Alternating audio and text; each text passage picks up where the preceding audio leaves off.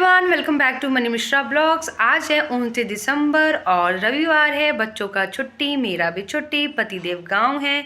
तो आज सुबह सुबह उठ के मेरे घर के कामों में नहीं लगी, बल्कि एक किताब को मैंने पढ़ा जिसका नाम है the power of subconscious mind.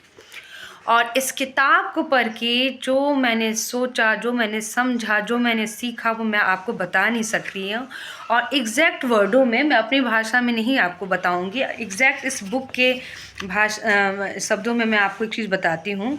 तो इस बुक में लिखा है कि change your thoughts and you change your destiny, कि आप अपनी सोच को बदलिए, इससे आपका किस्मत भी बदल सकता है। और इसमें एक और लाइन लिखी है कि never use the term I can not afford it और I can not do it instead of this. इसके बजाय, जैसे आप ये कहते हो ना कि अरे ये तो मैं नहीं खरीद सकती, ये मैं नहीं ले सकती, मुझसे ये नहीं होगा, इसके बजाय आप ये कहिए कि I can do all the things through the power of my subconscious mind.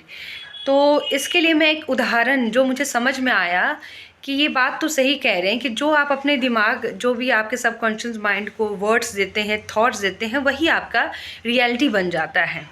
तो पहले मैं कोलकाता में रहती थी। मैं अपना एक उदाहरण आपको देती हूँ कि कोलकाता में थी, तो कोलकाता से पहले हम सियालदह स्टेशन और हावड़ा स्टेशन जाते थे अपने घर से। टैक्सी में बैठते ही मुझे उल्टी, इतनी उल्टी कि पूछिए मत। उसके बाद ट्रेन में भी मुझे उल्टी की शिकायत थी, कोई यदि कुछ खाता था मुझे स्मेल लगता था, तो इतनी उल्टी होती थी कि ट्रेन में कई लोग मेरे पिताजी से पूछते थे क्या इस बच्चे को आप इलाज के लिए ले जा रहे हो।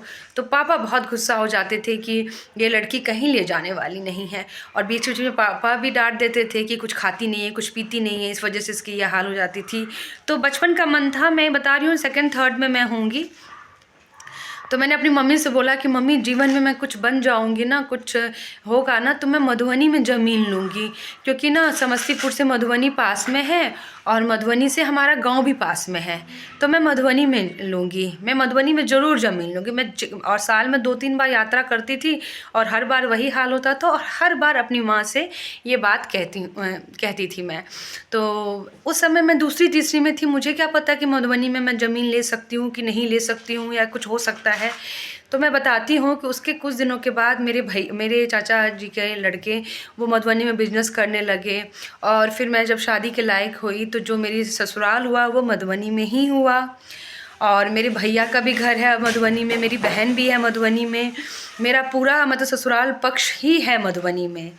तो एक बचपन की बात जो मैंने सोची थी कि मैं मधुबनी में ज़मीन लूँगी, मैं लूँगी, मम्मी मेरी तबीयत ख़राब हो जाती है, ये करूँगी, और भगवान ने चाहा तो बहुत कुछ करूँगी मधुबनी में। तो ये मैं कहती हूँ, ये बात इस बुक में सही लिखा गया है कि आप अच्छा सोचो, अच्छे अच्छे वर्ड्स अपने सबकॉन्शियस माइंड को दो, आपके साथ अच्छा ही होगा।